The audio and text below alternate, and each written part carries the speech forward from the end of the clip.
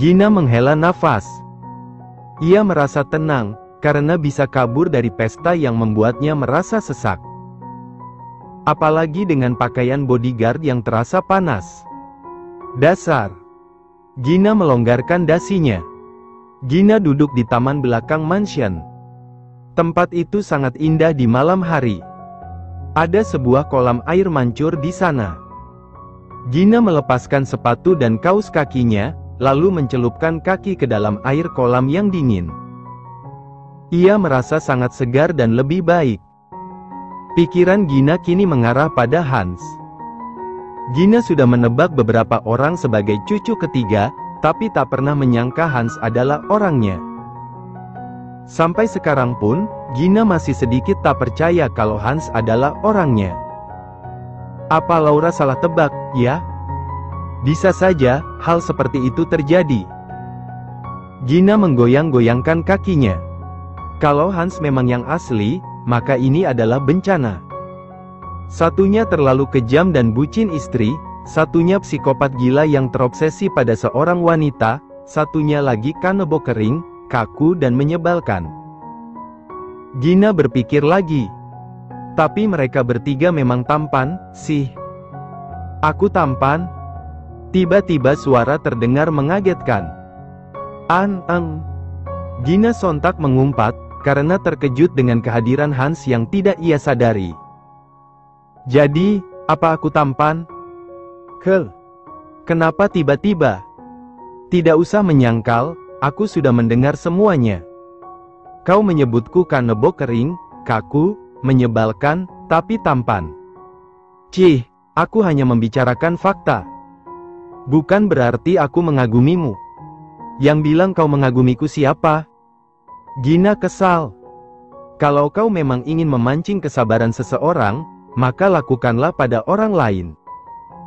Aku sedang beristirahat di sini. Setahuku, bodyguard pribadi Nyonya Shirley tidak memiliki waktu istirahat. Iya, deh. Aku kabur, puas kau? Tanpa sadar, Hans mengangkat kedua sudut bibirnya, membentuk senyuman kecil yang membuat Gina langsung terdiam saat menatapnya.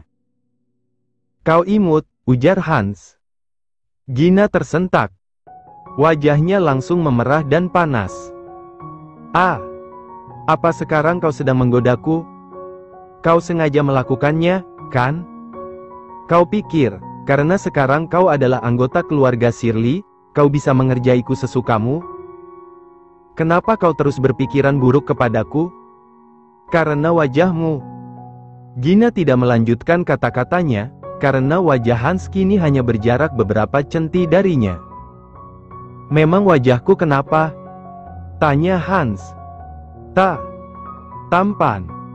Hans menjauhkan wajahnya, lalu tertawa kecil. Pria itu menunjukkan rona kecil di pipinya, bersamaan dengan kedua mata yang menyipit dan kedua sudut bibir yang terangkat. Apa Gina pernah melihat Hans seperti ini? Tidak, ini pertama kalinya Hans tertawa di depan orang lain.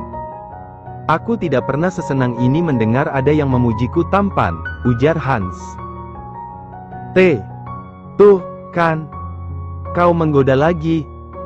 Gina menarik keluar kakinya, buru-buru ia berjalan menjauh. Permisi, Nona Abigail. Sepatumu ketinggalan. Hans mengangkat sepatu Gina. Gina yang malu, berbalik badan, merebut sepatunya, lalu berlari menjauhi Hans yang masih tersenyum. Sementara itu, Elios diseret ke dalam sebuah bangunan tua yang tidak dihuni. Tempat itu ada di tengah hutan, tidak jauh dari lokasi Elios ditangkap oleh Brian. Dia diikat di kursi, dengan keadaan masih tak sadarkan diri karena pukulan kuat di kepalanya. Brian duduk di depan Elios, memainkan ponsel yang tidak mendapatkan sinyal di sini. Brian sempat menggerutu, karena Laura tidak kunjung datang. Beberapa saat kemudian, Elios sadar, lalu memberi Brian tatapan mata tajam. Oh, kau sudah sadar? Brian tersenyum. Bach asteris ngan sialan. Berani sekali kau mengkhianatiku. Elios berteriak kuat. Aku tidak mengerti apa maksudmu. Pandangan Brian terus mengarah pada ponsel. Kau adalah orang yang membawaku kemari. Maka kau yang harus bertanggung jawab. Cepat lepaskan aku. Brian mengendikkan bahu. Salah sendiri jadi orang bodoh. Baca asteriskan ini. Brian menurunkan ponselnya, kini ia menatap Helios dengan senyuman. Di saat seperti ini, kau masih bisa mengumpat rupanya. Apa kau tidak paham posisimu? Dibandingkan mengucapkan sumpah serapah, bukannya lebih baik memohon untuk tidak dihabisi? Perkataan Brian membuat Helios tersadar.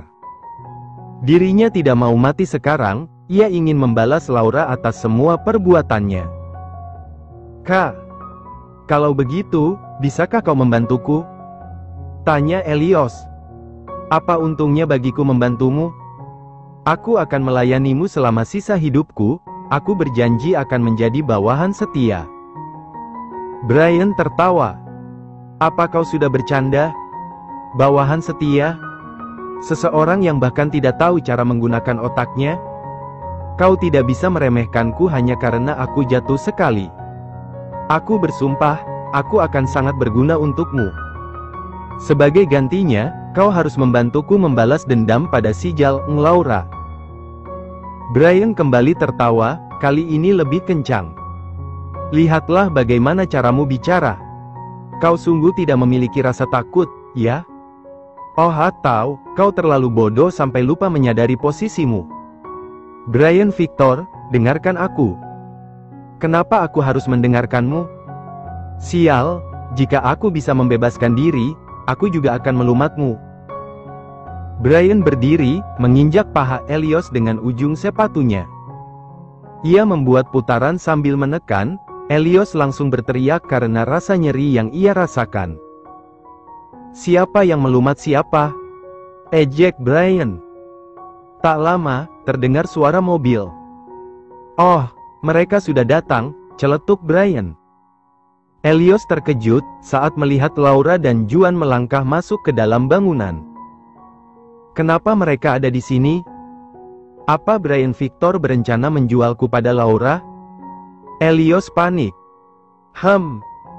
Laura menatap Helios, kau melakukan pekerjaan yang baik, Brian. Hehehe, apa kakak ipar menyukainya? Helios semakin terkejut saat Brian menyebut Laura, kakak ipar. Mereka memang sepupu, tapi aneh untuk seorang sepupu menyebut sepupunya dengan sebutan begitu. Lalu, bukannya hubungan Shirley dan Victor sangat buruk? Aku sudah bilang, kan? Brian memang bisa diandalkan, ujar Juan. Laura mengangguk. Adikmu memang tak pernah mengecewakan. Brian yang dihujani pujian langsung berbunga-bunga. Di sisi lain, Helios yang mengetahui fakta baru tak bisa berkata-kata. Bajingan, jadi kalian semua bekerja sama? Iya. Kenapa? Masalah buatmu? Tanya Laura. Helios menatap Brian. Dan kau bukan putra Ash Victor? Brian tersenyum. Ya kali aku putranya, kami sama sekali tidak mirip. Aku juga tidak mau menjadi putra dari seseorang sepertinya. Hah? Jadi begitu. Aku akan memberitahu kenyataan ini kepada Ash Victor. Aku yakin dia akan menghabisimu, ujar Laura. Ini jadinya, kalau saat pembagian otak kau tidak datang. Kepalamu jadi terisi air, ujar Laura. Apa kau tidak takut kalau Ash mengetahuinya? Dia pasti akan marah besar, ujar Helios. Brian tak bisa menahan tawanya. Bagaimana caramu memberitahu Ash, keadaanmu saja seperti ini? Helios terdiam. Dasar bodoh. Juan berdecih. Laura tahu kenapa ini terjadi. Helios pasti sangat panik, sehingga dia mengeluarkan segala kalimat tanpa berpikir terlebih dahulu. Aku tidak akan membuang waktu lagi. Laura duduk di hadapan Helios. Apa maumu, sialan? Teriak Helios. Aduh, kenapa kau teriak begitu, sih? Mulutmu bau sekali. Laura mengibaskan telapak tangan di depan hidungnya. Wah, ternyata bukan hanya aku yang berpikiran seperti itu, celetuk Brian. Elios, bukankah kau terlalu bodoh?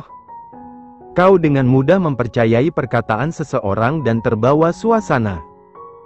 Padahal, aku sudah memberimu kesempatan besar untuk pergi dan tetap hidup, tapi kau malah menyia-nyiakannya.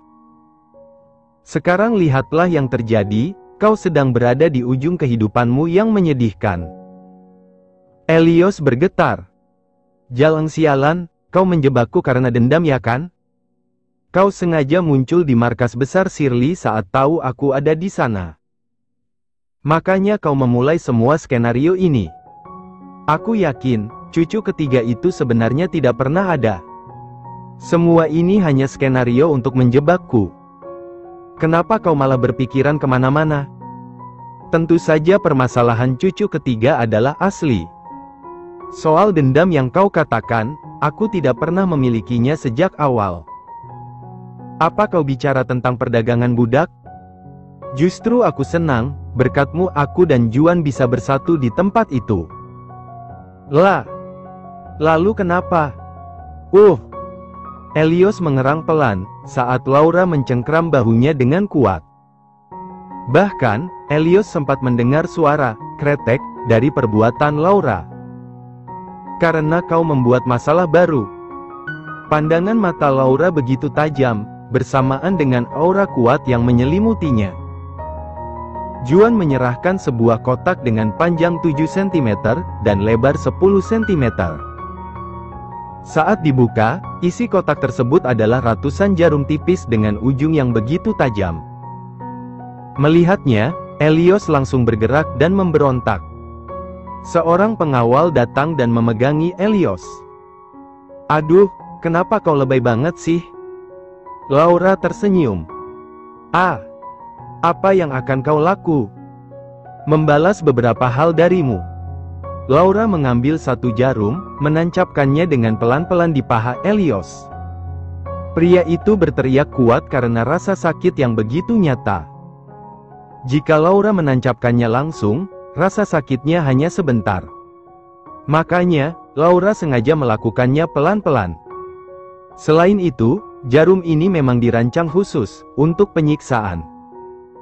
Orang-orang yang dieksekusi dengan cara ini akan merasakan sakit berkepanjangan, kedutan kuat di area jarum ditancapkan, kepala yang terasa sangat sakit seakan meledak, dan beberapa rasa sakit lainnya. Ini untuk penghinaanmu di markas besar Shirley. Laura menancapkan 3 jarum lain di paha kanan Elios. Arg. Hentikan. Ini karena kau berani mengotori kediaman Shirley dengan menginjakkan kakimu. Laura menancapkan 4 jarum di paha kiri Elios. Arg. Ini karena kau berani memasuki kamarku dengan lancang. Laura menancapkan 10 jarum dari tangan sampai lengan kanan Elios. Saking tajamnya jarum tersebut, sampai berhasil menembus tulang dengan mudah. Arg. Ini karena kau berani mengganggu para pelayan. Laura melakukan hal yang sama pada tangan sampai lengan kiri. Cukup. Kumohon, hentikan. Ini karena kau mengacau di pesta tadi dan mempermalukan keluarga kami. Laura menancapkan 20 jarum di perut Elios. Aku tidak tahan lagi. Dan ini. Laura mengambil satu jarum dengan ukuran berbeda. Itu lebih tebal dengan ujung seperti pensil runcing. Karena kau sudah berani melukai Emma. Laura menancapkan jarum itu di dada kanan Elios. Jika dia menancapkan di dada kiri, Elios bisa langsung mati karena mengenai jantung. Arg. Oke, sudah selesai. Tidak sakit, kan? Kondisi Elios sangat kacau. Air mata membasahi wajah, air liurnya mengalir tanpa henti, ingusnya juga ikut keluar. Darah dari tempat-tempat yang ditusuk jarum mulai mengalir keluar, terutama di bagian dada kanan.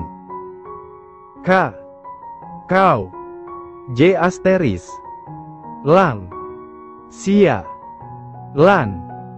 Apa? Laura cemberut, maaf, tapi aku tidak bisa mendengarmu. Bisakah kau bicara lebih keras? Helios tidak bisa mengeluarkan suara lagi, karena lidahnya kaku. Tubuh pria itu mulai membiru, disertai dengan urat-urat yang berwarna merah menonjol. Kedua mata Helios melotot saat rasa sakit karena racun dari jarum telah menyebar ke seluruh tubuhnya. Sakit, sakit sekali. Juan mengangkat Laura ke dalam gendongannya dengan cepat dan melangkah mundur. Beberapa detik kemudian, tubuh Helios meledak, darahnya berceceran kemana-mana, organ dalamnya keluar, tulang-tulangnya patah, hanya kepalanya yang masih dalam kondisi baik, karena tidak ditancapkan jarum. Pemandangan mengerikan ini bisa membuat siapapun yang melihatnya langsung trauma. Wah, keren, celetuk Brian. Dasar psikopat, ujar Laura. Kakak ipar, kau sendiri kan psikopat. Brian ceria. Laura tak membalas perkataan Brian, sebaliknya ia langsung meremas jas Juan. Sang suami yang mengerti, langsung membawa Laura keluar dari bangunan dan kembali ke dalam mobil. Brian mengikuti dari belakang. Apa kau akan menginap? Tanya Juan. Tidak perlu, aku akan mencari penginapan terdekat, balas Brian. Setelah kejadian ini, Ash akan marah besar padamu. Makanya, aku minta tolong pada kakak. Brian tersenyum. Juan menepuk kepala Brian. Aku akan bicara padanya nanti. Kali ini, tolong jaga dirimu. Aku serius. Brian mengangguk. Baik, Kak. Juan masuk ke dalam mobil.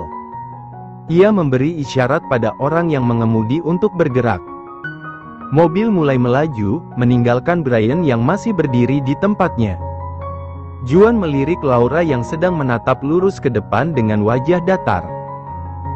Ia menarik tangan istrinya, menggenggamnya dengan lembut. Apa kau baik-baik saja? Tanya Juan. Meski Laura bermental baja, wanita itu pasti bergetar saat melihat adegan seperti itu di depannya. Cara kematian yang dialami oleh Helios adalah salah satu cara eksekusi terkejam dalam dunia mafia. Hanya sedikit yang sanggup melakukan eksekusi ini, karena terlalu menyeramkan. Ya, balas Laura. Sungguh. Laura menatap Juan. Juan, apa menurutmu aku ini psikopat? Apa? Aku tidak bereaksi apa-apa terhadap hal mengerikan. Aku tidak mengalami tekanan apa-apa saat melihatnya. Lalu, apa kau merasa senang atau ketagihan? Laura menggelengkan kepalanya. Enggak. Menurutku, kau bukan psikopat. Tapi, jika kau tetap merasa dirimu psikopat, coba bandingkan dengan Brian. Laura tidak bisa membandingkan dirinya dengan Brian. Jika diibaratkan sebuah game, Laura baru berada di level 1 di saat Brian sudah menginjak level 999. Baiklah, kupikir aku hanya bermental baja. Laura menyandarkan kepalanya di bahu Juan. Jika kau tidak baik-baik saja, katakan padaku, oke? Laura mengangguk. Sebaliknya, apa kau baik-baik saja? Aku sudah terbiasa melihat hal seperti itu. Bukan itu. Kita kan membuat janji kemarin malam, kalau aku akan membiarkanmu menghabisi Helios. Tapi aku malah melakukannya sendiri. Yang ikut campur pun hanya Brian. Setidaknya, aku sudah menyiapkan jarum itu untukmu. Melihatmu membalas dendam saja, aku sudah puas kok. Jadi kau tidak marah? Tidak. Laura menatap Juan dengan curiga. Aku yakin, kau menginginkan sesuatu. Juan tersenyum. Istriku sangat peka, ya. Baiklah, jadi apa yang kau inginkan? Juan melingkarkan lengannya pada pinggang Laura. Bagaimana jika kau menebaknya? Nampaknya, ini akan merugikanku. Di sebuah mansion juga terdengar suara barang berjatuhan. Semua pelayan yang ada di dalam kamar Ash hanya bisa diam dan menyaksikan saat majikan mereka mengamuk. Ash melempar barang-barang yang telah ditata rapi, menghancurkan beberapa hal. Kemarahannya masih tidak reda, meski sudah 1 jam melakukan itu. Kamarnya kini terlihat seperti kapal pecah yang habis diterjang badai. Anak itu, berani sekali dia menipuku. Apa menurutnya ini lucu? Ash menggenggam erat pecahan kaca, membuat telapak tangannya langsung terluka. Itu tidak ia sadari, karena kemarahannya membutakan segalanya. Sayang. Ash menoleh Charlotte yang baru masuk. Jangan mendekat. Apa yang terjadi di sini? Kenapa kau seperti ini, sayang? Charlotte mendekati Ash. Ia menarik tangan Ash untuk menenangkan pria itu, namun Ash langsung menepisnya. Hal ini membuat Charlotte sangat terkejut. Sayang.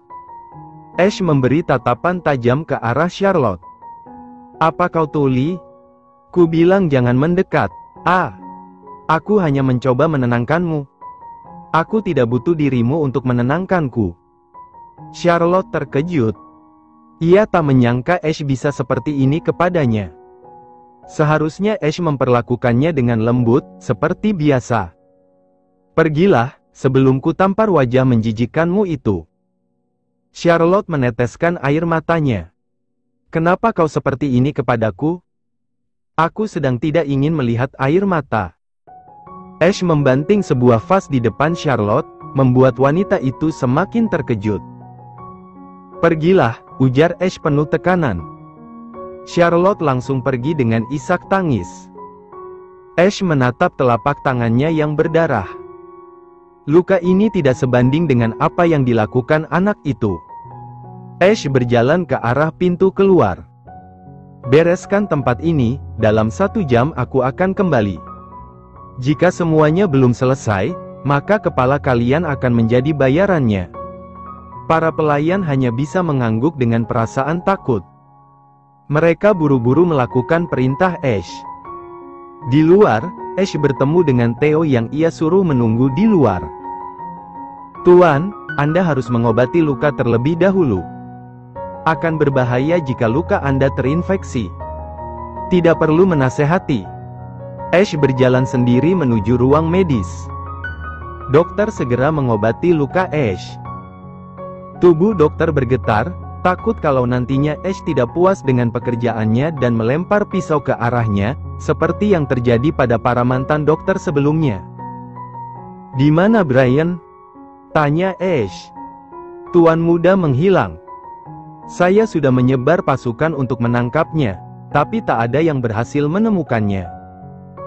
Ash menggigit bibir bawahnya. Benar rupanya, sejak awal dia memang berniat mempermainkanku. Dia tahu ini akan terjadi, makanya dia cepat-cepat kabur. Tuan, apa menurut Anda, Tuan muda sudah tahu kalau Anda berniat menggeser posisinya? Tanya Theo. Kemungkinan besarnya begitu. Walaupun dia sulit diatur sejak lama, dulu dia sangat menurutiku. Kupikir Shirley pasti menghasutnya untuk mengkhianatiku dan bergabung dengan mereka. Ash menendang meja medis, membuat semua peralatan medis yang ada di sana langsung jatuh berserakan ke lantai. Alkohol tumpah, membuat bau menyengat tercium di ruangan. Theo, temukan anak itu sebelum hari ulang tahunnya tiba. Aku harus memberinya pelajaran yang tepat.